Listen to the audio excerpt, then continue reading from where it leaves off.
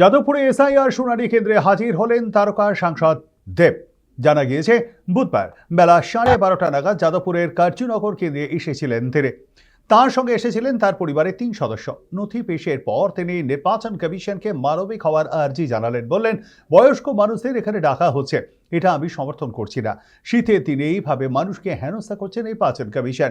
তাকে এক ঝলক দেখার জন্য উপচে পড়ে ভিড়।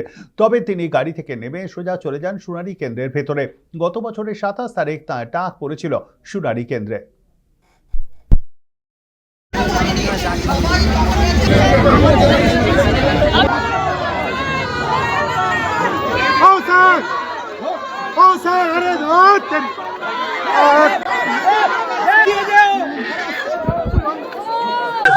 মনে হচ্ছে কি না এইটা যারা সিনিয়র সিটিজেন বা যারা অসুস্থ তাদেরকে আমার মনে হয় কি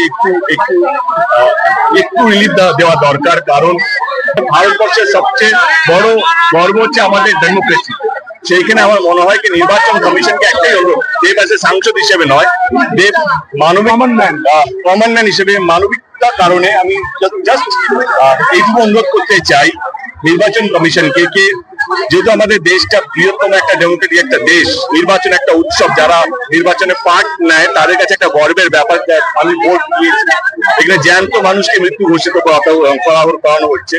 আমার নির্বাচন কমিশনকে একটাই অনুরোধ, আমাদের মতন ইয়াং জেনারেশনের কোনো আপত্তি নেই, কিন্তু যারা সিনিয়র সিটিজেন, যারা একা থাকে বাড়িতে, যারা হাঁটুর ব্যথা, যারা ভয় পায় এতগুলো লোক দেখতে, কোথায় লাইনে দাঁড়াবো, আমি হারিয়ে যাবো না, তো এরকম প্রচুর মানুষ আছে। তাদের কাছে যদি রিপ্রেজেন্টেটিভ পাঠিয়ে মানে যদি এই ফর্ম ফিল আপের যে নিজেকে প্রমাণ করার যে দায়িত্বটা আছে সেটা যদি বাড়িতে বসে তারা যদি পায়, আমি বলছি সিনিয়র সিটিজেন মানে 70+, 80+, 90+ আছেন, তাদের জন্য যদি নির্বাচন কমিশন একটু ভাবে তাহলে ভালো হবে।